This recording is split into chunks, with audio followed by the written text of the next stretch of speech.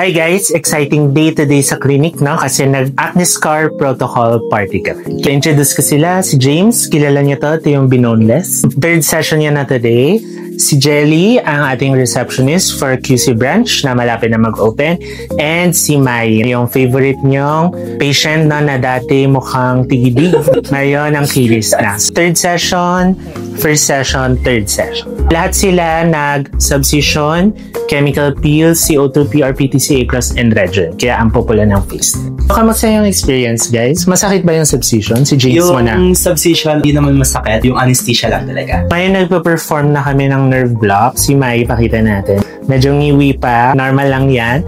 It's because of the anesthesia that we inject.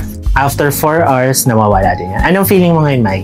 Manhid na manhid? Yes, Doc. Then, the pain is tolerable naman. Okay. Kayang-kaya siya kasi may anesthesia.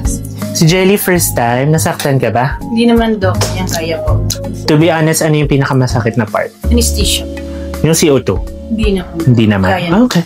Ay, papakita ko yung magiging result nilang tatlo after 2 weeks after nilang magbalat. If you want to see us and you want to see yung improvement din nila, then come visit us sa clinic.